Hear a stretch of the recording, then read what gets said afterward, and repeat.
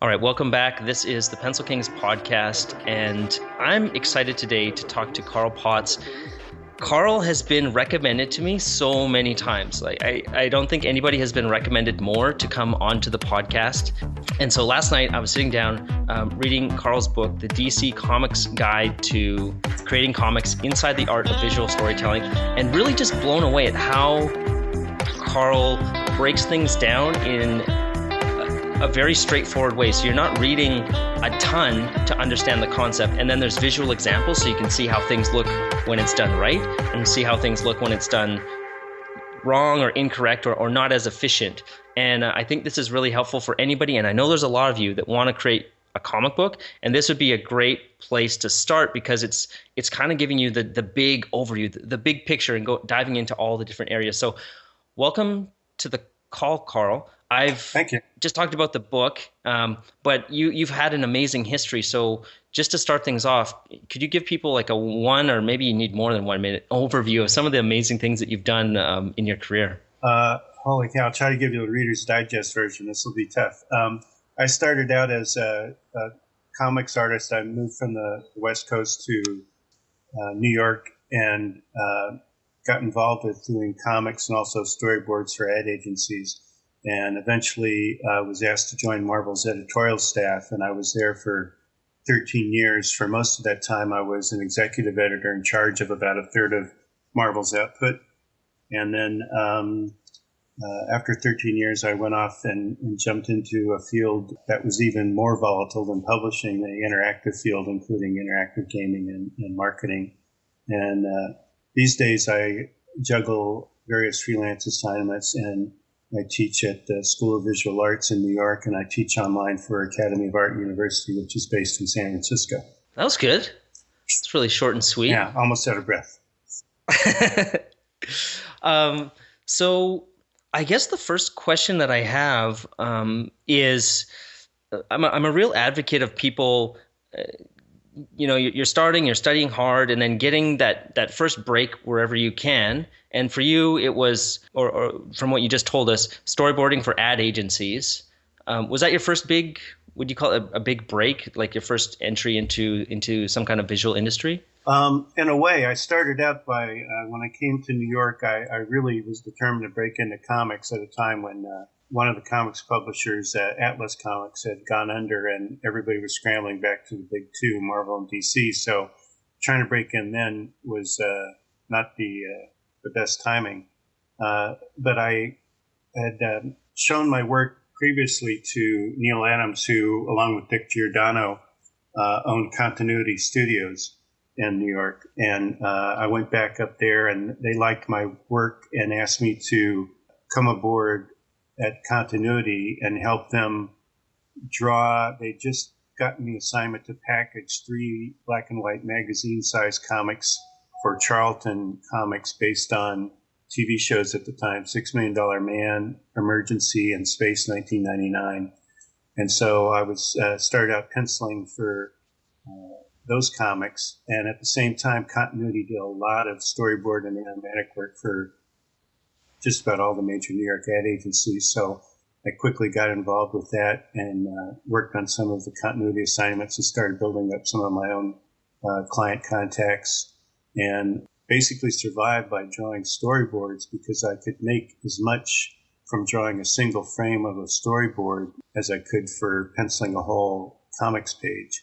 And with the storyboard, it's meant to be loose, so I was very fast with it, moved very confidently. With comics, I wanted it to be perfect. It was just so precious, and it took me forever, and I redo everything a million times. So it could take me days to turn out just a comics page, whereas, I'm bashing out storyboard panels left and right. So the storyboard work basically paid the bills, and then when I wasn't working on storyboards, I'd go back to my first love, which was drawing comics. I love that, and I think it's a kind of a theme that I've heard many times now, and I had my own similar story of just, there's the thing that you do to pay the bills, and then there's the dream job, the place that you want to be, and you use your, you pay your bills, and then you use your downtime to continue working towards the dream job and meeting more people, and then it eventually happens one day.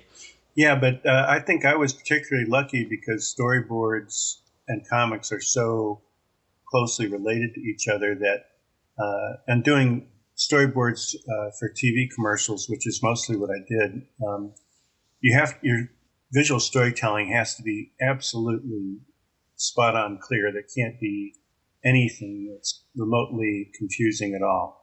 And it forced me to really learn the basics of visual storytelling, which I ended up incorporating when I worked on my comics work. Right, and I'm glad that you brought up that distinction, because I think it's important to that job that pays the bills allows it's some job that allows you to practice the craft that you're also working on in the evenings. Even like, you want to be an illustrator, and so that means working in, like, say, Photoshop, but during the day you might take a design job where you're largely still working in Photoshop. That's still going to help build skills that you can transfer over to the other thing. If you're working at Starbucks, that doesn't really translate very well. Yeah, except maybe on the business side might make you better at that, project management, time management, that sort of thing. Definitely. You can almost always find something to apply to what you do. So I'm curious next how the transition from working at the ad agency and the storyboards to becoming an editor at Marvel happened. I feel like editor is a title that it's not something that you can come out of school or that you can necessarily train for. I guess you can train for it on your own, but I'm just not sure how somebody gets that job of editor. And I feel the same way about art director. I guess you can kind of work your way through the ranks, but as I understand it, you started at editor coming out of this other company. Well, yeah, I was on staff at an ad agency for a few years, and then I decided to go freelance and try to become a full-time illustrator.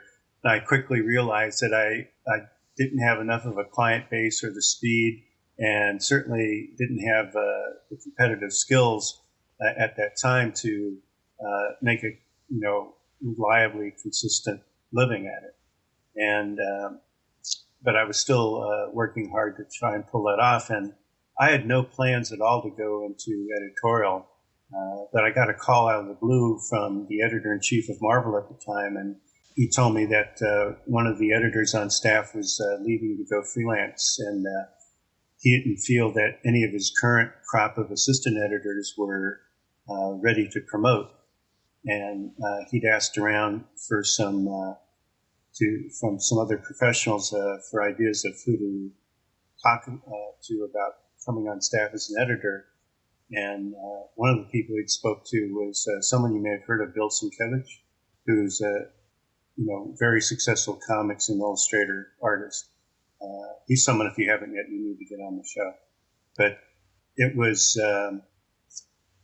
Bill recommended me, and so I ended up getting this call and being invited to join the Marvel staff, and that was my career path to becoming an editor. Amazing. And how did you know Bill? Because I think in that time, internet isn't a thing. You don't have a Twitter account. You're not online pals. What was the connection to Bill? Well, in New York, most of the comics industry and advertising industry, for that matter, were centered around the New York area. And there was a fair amount of socializing amongst the various comics professionals, no matter which company you were working for. For instance, during the warm weather months in New York, every Sunday there was a almost day-long volleyball game in Central Park where all the different professionals from the various companies would go and play and meet and socialize. And Neil Adams had, on the first Friday of every month, he would have a party for industry pros at his apartment in New York. And so I got to meet a lot of people there. There were a couple of poker games, monthly poker games that were going on. So it was just events like that, Halloween parties and so on, where you run into people, meet them, and strike up friendships. And Bill was living in Westport, Connecticut at the time, and several of my friends that I knew from just north of New York City, where I lived, had moved up to that area. Terry Austin, Joe Chido, and Brent Anderson. So I used to go up there a lot and hang out and socialize with all those folks. And I guess at some point, Bill had seen enough of my work and so on that, and I guess he knew me well enough to know I was, reliable and wasn't a flake or anything like that. So he felt comfortable suggesting me. I love that. And I always feel like there's so much focus on technical skill development, but it's these, person to person skills that often are the only difference. Oh, yeah. In advancing your career. There's a little bit more to how I broke into comics that really illustrates that. When I was living in the Bay Area, a couple of comics pros had moved out there and were working from the mail. They'd been established in New York and working out there. And two of them were Jim Starlin and Alan Weiss. And I'd gotten to know them at the conventions, and they were kind enough to have me come over to their place and show them my latest samples whenever I got some done. And one point they were asked to produce over a long weekend the pencils for a 22-page comic for DC. And so they asked me to help out with background figures and backgrounds and so on. But when I decided to move to New York, and I told Jim Starlin that I was moving to New York, he goes, "Well, do you know anybody out there?" I go, No. I was just this naive kid, I was going to move to New York and break into comics. I didn't know any better. And he goes, "Let me make a few calls." So he arranges for me to go to New York and to crash while I get my feet on the ground at an apartment in Forest Hills, Queens, shared with Walt Simonson and Al Milgrom, two of the nicer people in comics, and two established pros, and two people who are still good friends of mine to this day. And in the same apartment building were Bernie Wrightson and Howard Chaykin. So I'm this geeky kid from California, totally naive, with a portfolio full of very weak samples. And I'm hanging out and palling around with all of these pros and learning a lot and picking up a lot. And then Starlin decided to make one of his occasional visits to New York at the same time, and he ended up taking me up to the Marvel offices and introducing me to some editors, including the editor of the British reprint department, where they would take Marvel's 22-page stories and chop them in half for the British market, and the second half would need a new splash page. So they'd often hire, wannabes to see how they worked out by doing the splash pages, and I picked up some of those assignments there. And I didn't find out till years later that the only reason I got those assignments was that the editor of the British reprints had pulled Starlin aside and said, "I'll give this kid some work if you do a cover for me." And Starlin did that, and he never told me. I had to find out from somebody years later. So that kind of stuff always impressed me. And I tried to do similar things when I became an editor. I wanted to, I knew what it was like to be on the other side of the desk and sending in your samples or showing your samples and either getting no feedback or useless feedback or feedback ages after you'd sent in your samples. And so I made a pledge to, when I became an editor, I made a pledge to answer every submission that was sent directly to me very quickly, and to include useful information, whether or not it was drawing exercises or classes or books or whatever, based on whatever weaknesses were shown in those samples. That's amazing. I just had this huge grin on my face thinking about how cool that must have been to, to go to a new location. And New York's an amazing city, and just be instantly plugged in with the right people, and then having all those social events going on all the time. I feel like it was a special time. I don't know if something like that still exists, but it seems like real magic. Well, it was, and at the time, I didn't realize just how exceptional it was. It was just, that was what's happening, It's what's going on. And, looking back on it now, I just see how I was so fortunate in a lot of ways, and the dominoes would always seem to fall the right way when I needed them. And a lot of it, especially for someone who's basically an introvert, it was weird that a lot of my, professional advancement was based on my social contacts. So that's something I tell a lot of people, including my students, that, even if a lot of art people are somewhat introverted, and I tell them, you got to put yourself out there and make those contacts and maintain those contacts.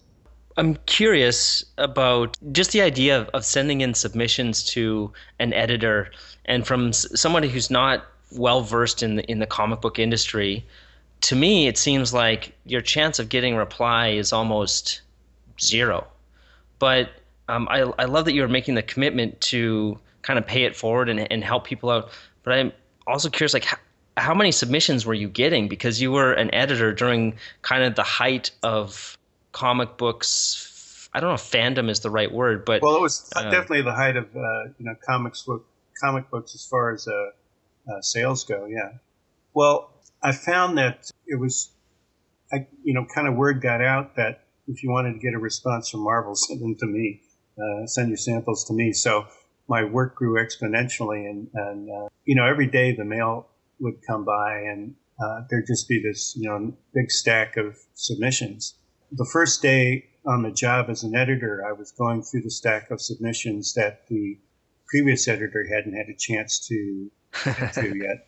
And I'm going through opening all these, big manila envelopes and digging out through the Xeroxes. And amongst all of these various submissions, most of which were nowhere near being professional level, I come across the samples from this guy from California who I didn't know, named Art Adams.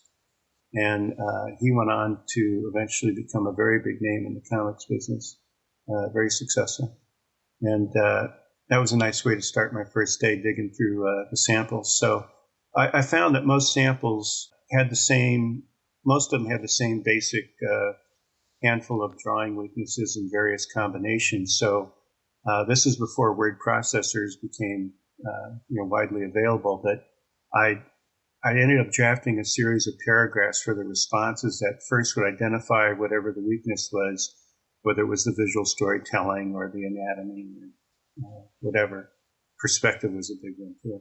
Then I either suggest specific books for how to address those weaknesses, or recommend certain drawing exercises or taking classes. And that way I was fairly, able to fairly fast pull together responses that were geared towards that particular set of submissions. And then at the end, I always tried to add something personal about that specific set of samples. But it did eat up a lot of time. Some of the books that, for the people who were really more advanced than the rest of the submissions, I would often send them a book called The Five C's of Cinematography, which came out, I think, originally in the late 50s, early 60s, and it was a great book for learning the basics of visual storytelling. And unfortunately, the book was out of print at that time. It's been back in print for a while now, but at the time it was out of print and very expensive if you could find a copy. So often went for a couple of $100. So I had there was also all the Andrew Loomis books were out of print at the time, and I thought, a lot of people could use the Successful Drawing book.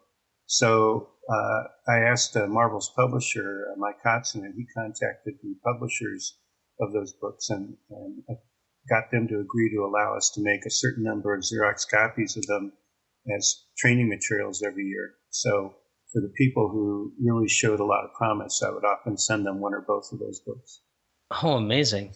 I guess that kind of dovetails nicely into you were telling me before we started recording about how you were developing artists and helping them to kind of elevate their game, and you had a unique approach to that. And I'm wondering if you could just talk a bit about what you did, and then maybe there's some takeaways that people who are trying to get into comics today could also apply to their individual, what they're doing. Yeah, well, I decided to kind of run what I was doing as far as artist development on sort of a baseball model. When I meet people at conventions and look at their portfolios or receive their samples in the mail, the ones that showed a fair amount of promise, I would offer them a 6-page story assignment that was based on a script that Tom DeFalco wrote called Double Vision. It was a very difficult script. It was kind of like throwing a newbie into the deep end of the pool. And it wasn't meant for publication. It was purely for training. And I think we paid them $60 a page for penciling. And then they do their layouts first. Then I do overlays and give comments on those to revise those. And then they move on to finished pencils. And again, I give my comments for revisions. And then some of them who were interested in inking as well, they go on to the inks. But these were people that I affectionately called my AA team.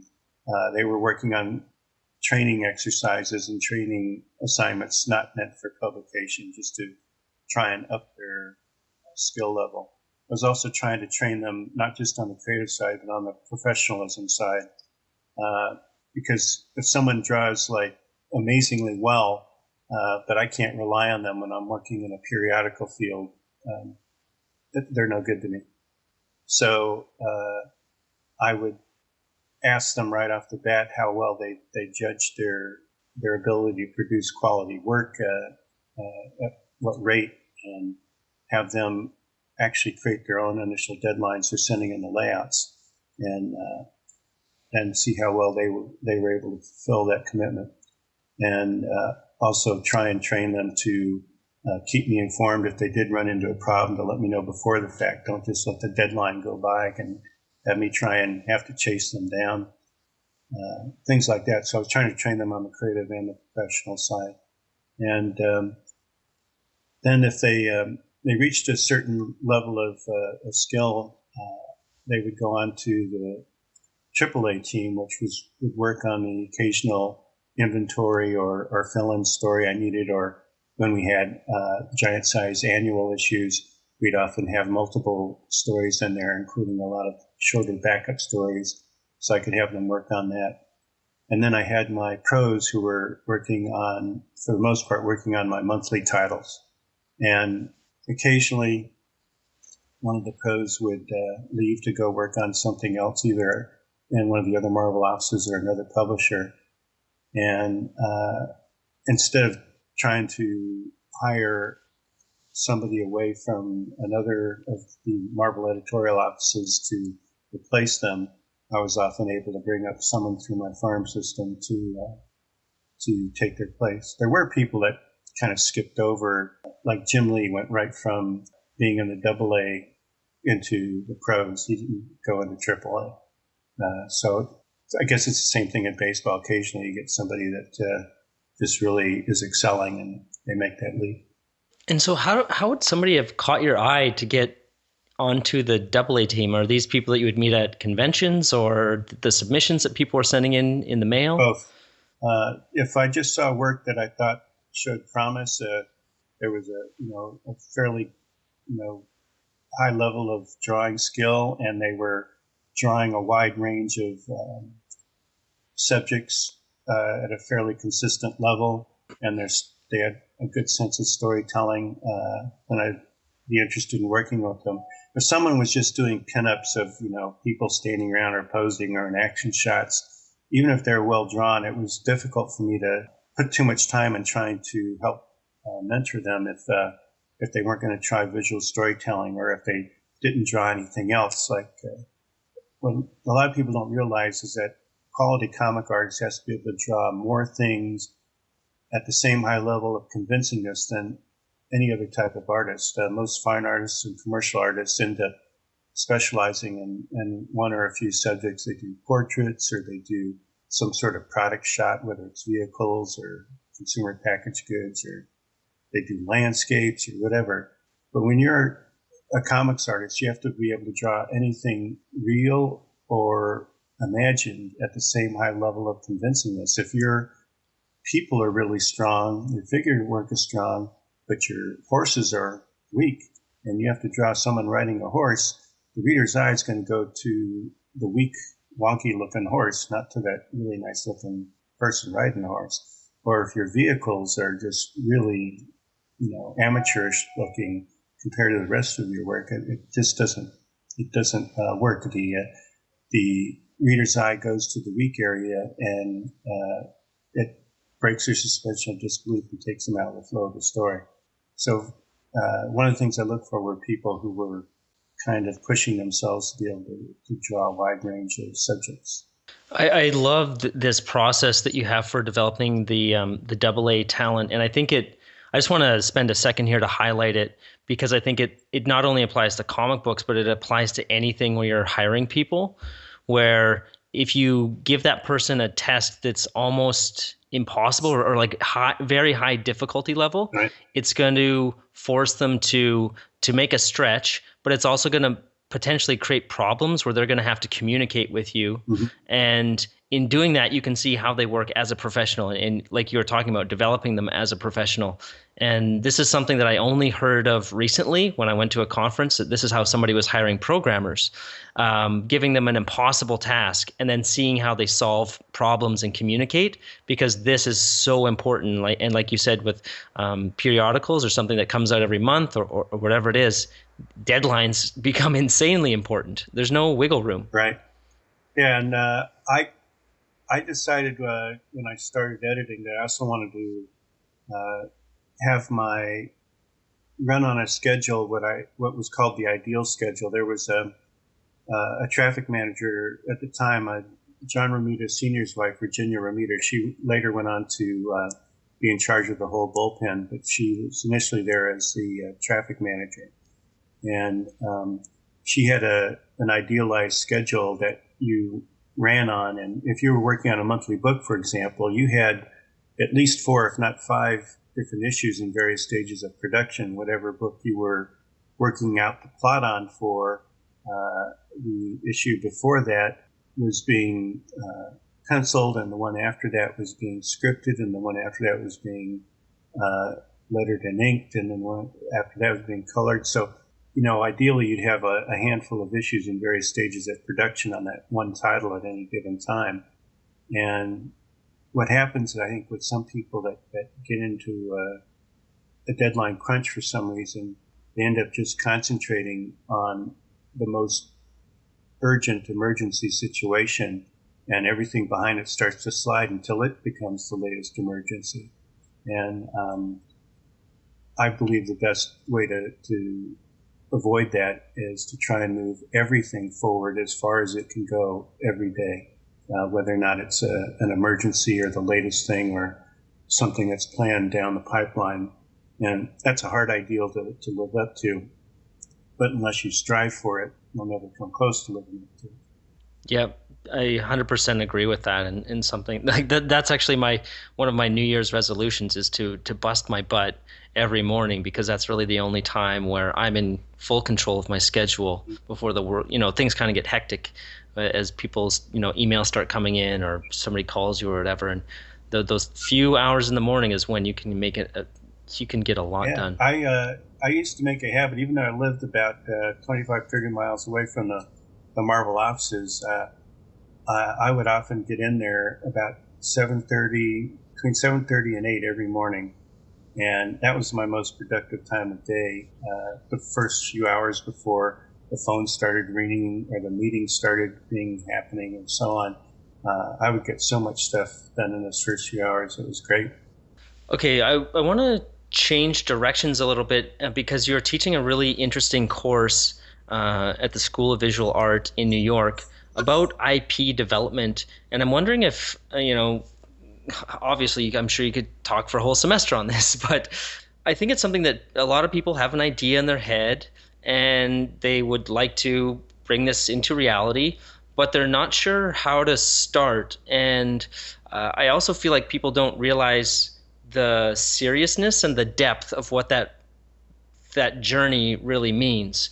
So I'm wondering if you could just talk for a little bit about what you do in that course, and maybe just help to educate around this idea, because it's one thing to say, I'd like to make a graphic novel and create my own story and my own characters and whatnot, but it's a whole entirely different thing to actually do it. And I feel like, again, your book, does a great job of recommending other resources that you can go and read, but just giving you that full overview as it pertains to comics. But yeah, I'll let you take it from here because you're the expert. Well, I don't know about being an expert, but I've had some experience in it.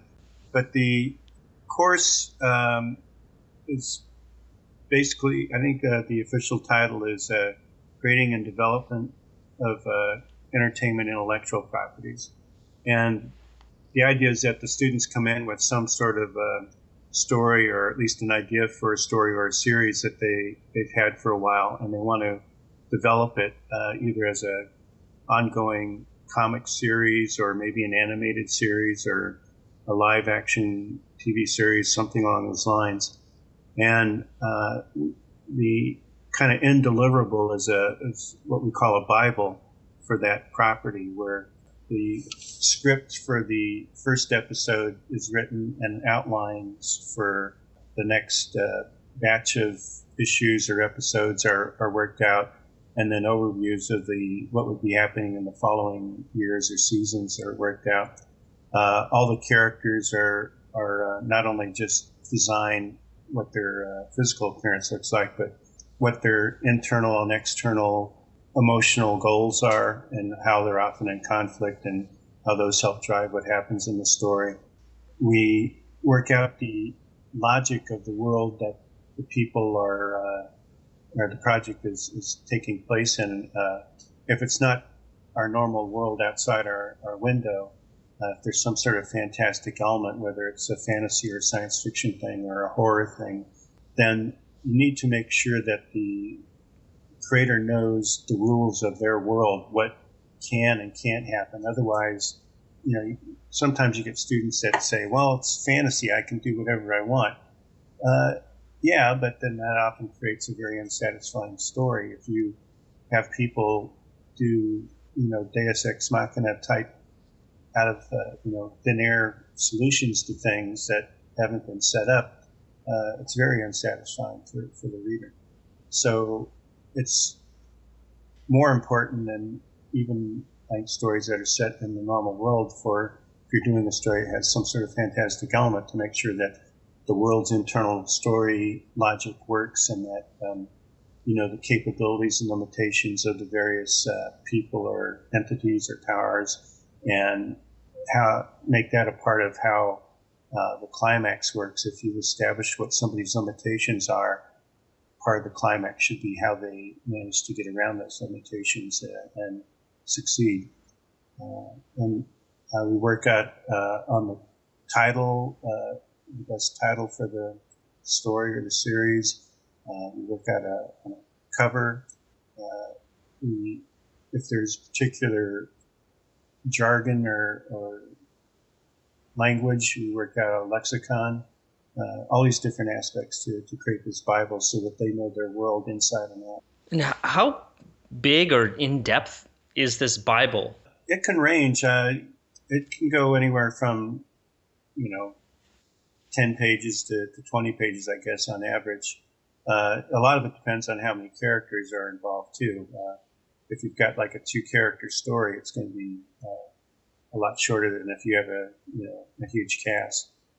Because then you have to have turnarounds and headshots of all the characters in there, and then each character has to have their own little arc worked out, and what their internal and external goals are, and that sort of thing. Oh, perfect. I just, when you use the word Bible, it conjures up like this big tome. And 10 to 20 pages feels very manageable. I'm sure it depends on how expansive you want your universe to be, but I think it gives, at least for me, it gives me clarity on what, if I wanted to do this, what I would be shooting for, and kind of how deep things would go. Yeah, well, it's also one of those things, too, where you want it to be as comprehensive as possible, at the same time as concise as possible. And those two things are very difficult to reconcile a lot of the times. But that's part of the process, to make sure you've got everything covered, but to tell it in as concise a way as possible. All right, this is. We don't want this to go too long. I could definitely talk for hours. I'm really enjoying listening to your stories and your insights. But the last question that I've got, and I'm sure you've had it a million times, but we'll just ask it again because I still see people being unclear about it.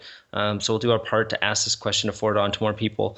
Is, you had your way of developing talent before, and obviously, a great starting point would just be to educate yourself. So go and start reading these books. I feel like when you get off the internet and go back to the library, there's so much knowledge that's just very clearly and easily laid out for you that you can, and it's all collected very nicely. Whereas on the internet, you're hunting around. And so, first thing I would say is educate yourself. But for people who are trying to break into comics today, knowing that, the industry isn't as prolific or is as large, or there's not as many, the fan base isn't as big as it used to be.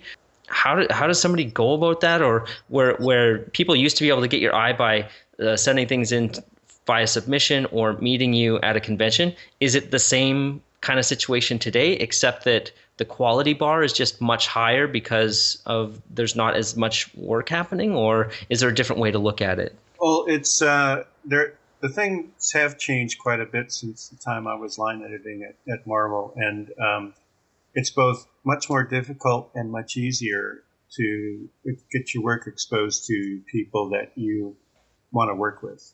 A lot of times, most editors just don't have the time to look at unsolicited submissions. They just don't have the time. And if the company has, someone that they're kind of shoveling all the unsolicited submissions off to answer, there's a good chance that answering those submissions isn't their top priority every day. So that has to get done around all the other things they're supposed to do. But every once in a while, someone gets lucky doing that. So I wouldn't totally discourage people from doing so. But the thing is, too, is there's a lot of more legal concerns now. There's some companies that, have run into trouble in the past where people have sent samples in either for stories or art pages that contained a story. And then later on, there's a comic that comes out that has some similar elements to them. It creates potential for legal issues. So there's some companies that won't even look at anything like that now unless it goes, the person has been specifically invited to submit samples. But now with the internet, anybody can get published and online. It's just a matter of getting the right eyes onto what you're doing. And, there's different ways you can do that by promoting yourself through social media or at conventions and so on. And there's an outfit called Madefire, which creates a motion book tool. It's a free tool for people who want to do more of an animatic type approach to comics instead of still media type comics.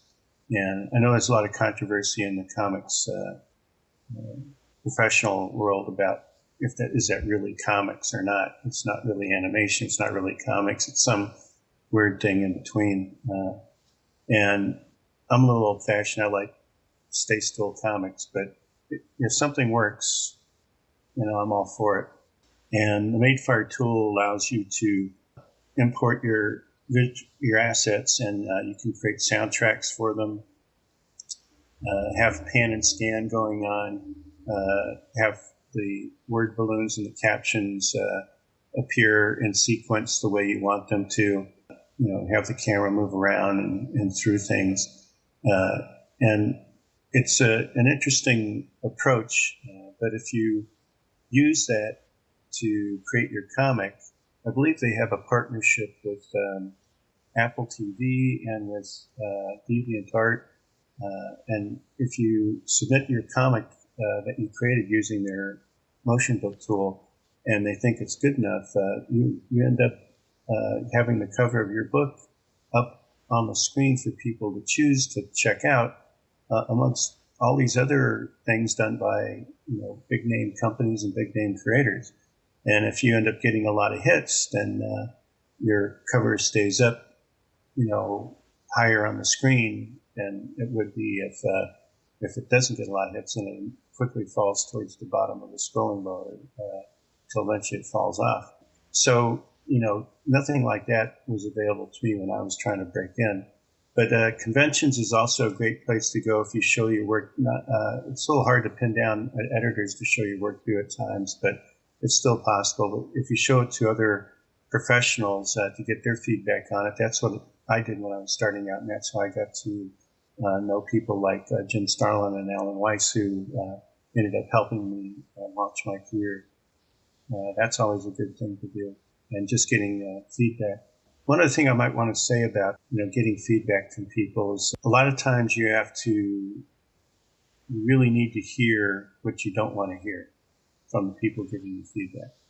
And you have to be open to hearing things that you don't want to hear. You don't want to hear the fact that, I've been putting off learning the basics of 1, 2, and 3-point perspective and faking it for years, and I'm going to go on faking it. But if someone tells you there's no way you're going to make it as a professional by, continuing that attitude, you've got to listen to it and take action. At the same time, you have to have your BS meter tuned in. At one point, I was at a San Diego convention. I was looking at a big line of portfolios that were people had brought up, and next to me were some other editors from Marvel at the time, and I overheard an editor next to me giving some advice that I thought made no sense whatsoever. And I was trying to keep my eye open on see who he was talking to so I could try and track those people down later and deprogram them. They left very confused. So you have to have your BS filter finely tuned. Then there's some people that get their jollies by doing the nuke them and let God sort them out sort of critique, where they tell you that, your stuff's horrible, it's trash, it's not even worth commenting on, and you should go dig ditches for a living. And the theory there being that if you have what it takes to make it, you're going to get so pissed off and say, I'm going to show that SOB and knuckle down and work hard. Well, that works with a very small percentage of personality types.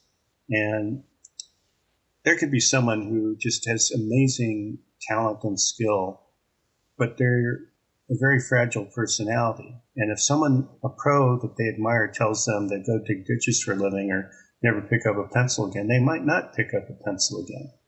And that's a huge loss. So I think in a way for many people who use that, nuke them and let God sort them out sort of approach, it's in a lot of ways it's an excuse to be a bully, as opposed to it being an authentic technique for motivation.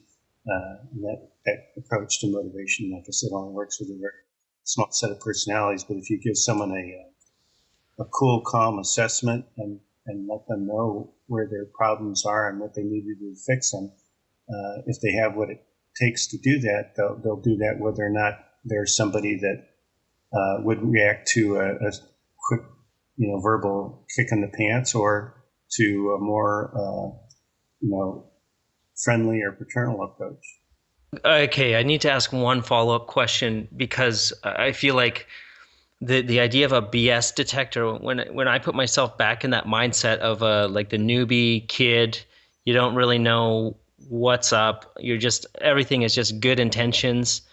Is it just like having that belief, like when you go into a convention and you're going to show people your work, you have the belief that you're going to achieve X, and let's just say that's to be a comic book artist.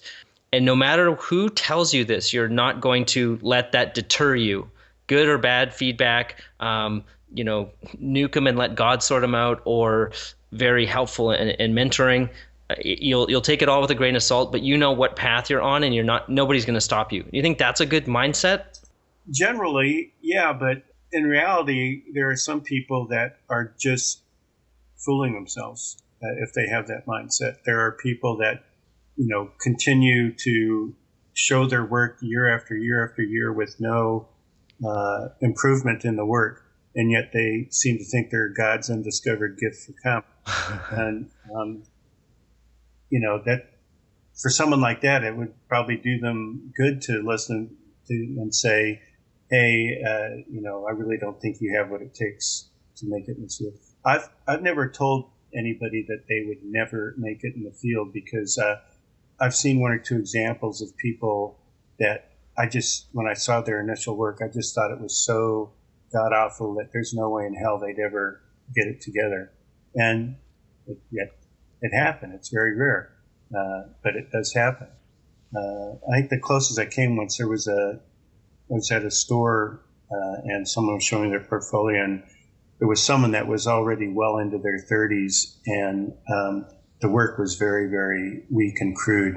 And I told them, listen, the only chance I can really see of you having even the possibility of reaching a professional level is if you work very hard every day for many hours for several years on all the things that you've been avoiding doing, like learning better figure drawing and perspective and how to draw a wide range of things and how to tell a story and so on.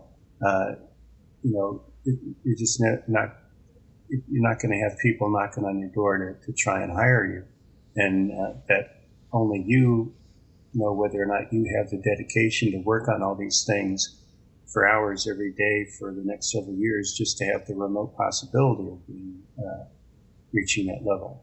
And the ball's in your court to whether or not you've got that, what it takes to be that dedicated.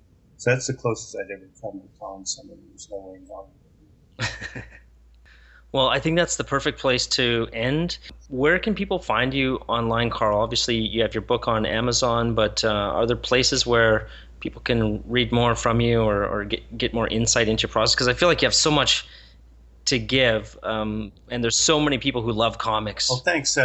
There's right now I've got this really bizarre presence on Facebook where I screwed things up by mixing both my personal and professional profiles. At some point, I got to split them off, and then and people will be able to keep track of me better on Facebook. I occasionally tweet, but it's very rare. I do. If they want, if anybody's interested in taking classes from me, I do teach continuing education classes in the New York School of Visual Arts, and they range from comics classes to a continuing ed version of that class we talked about creating and developing intellectual properties. I have an old blog that I haven't added to in years, but there's some information up there, including some tales about the fun and the culture we used to have at Marvel. It's at General Eclectic is the name of the blog. I'm not sure the exact URL at this point, but General Eclectic. And it lives up to its name. I'll have one entry about, talking about, what it was like to work at Marvel. And then the next month I'll talk about raising egg-laying tooth carps in a tub outside during the summer, tropical fish. So it's pretty wide-ranging. And we'll go and dig and find those links for you. And as usual, we'll have everything up at pencilkings.com/podcast. I just want to say thanks so much, Carl, for being so generous in sharing all these stories. And I hope it's helped somebody get some clarity, or I know it's going to help somebody get some clarity on what they need to do and what their next steps will be. So thank you very much. It's my pleasure. Thanks for having me. Scope demands patience, skill, years of practice. You talk like a fool.